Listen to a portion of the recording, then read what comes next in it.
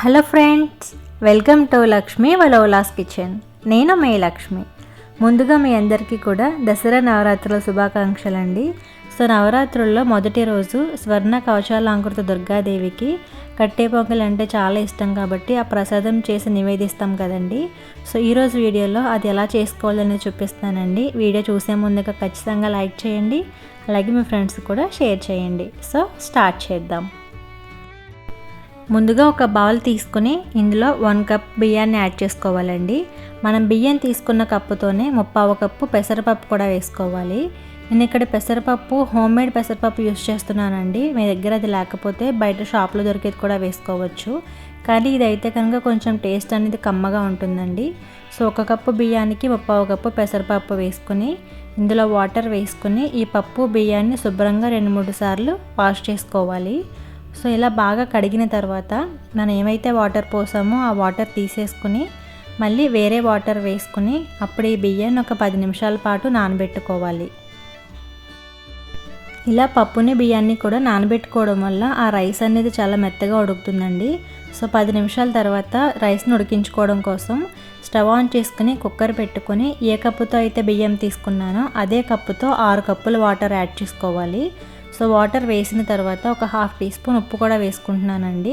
అలాగే 1/4 tea spoon పసుపు కూడా వేసుకోవాలి. ఇందులో ఉప్పు వేసుకుంటే కనుక టేస్ట్ బాగుంటుందండి.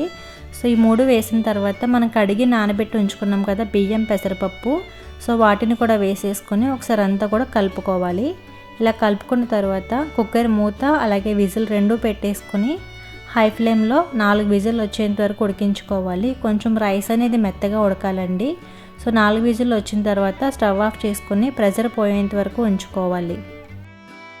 ప్రెషర్ పోయాక మూత తీసుకుని ఒక గుంటగరిట తీసుకొని అన్నాన్ని ఈ విధంగా మెత్తగా మెదుపుకోవాలండి.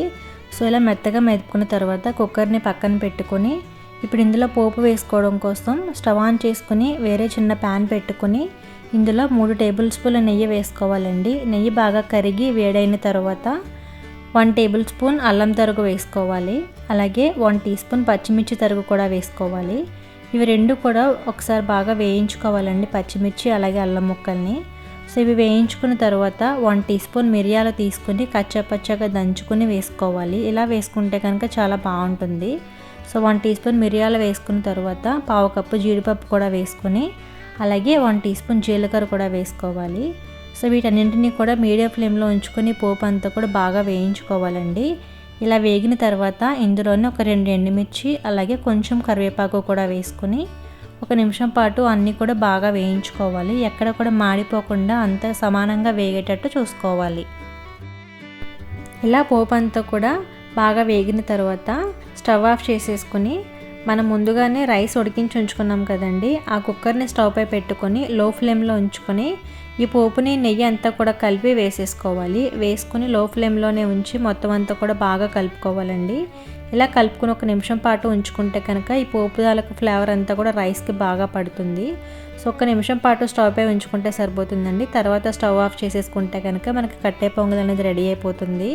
సో చూసారు కదా, మరి మొదటి రోజు అమ్మవారికి ప్రసాదం చేసి నైవేద్యంగా సమర్పించండి. అలాగే వీడియో నచ్చిన వారైతే ఖచ్చితంగా లైక్ చేయండి. మీరు ట్రై చేసిన తర్వాత మీకు ఎలా వచ్చిందనేది కూడా నా కామెంట్లో చెప్పండి. సో నా ఛానల్ని ఎవరైనా ఫస్ట్ టైం చూస్తున్నట్లయితే కనుక ఖచ్చితంగా సబ్స్క్రైబ్ చేసుకొని మీ ఫ్రెండ్స్కి కూడా షేర్ చేయండి. Thank you for watching.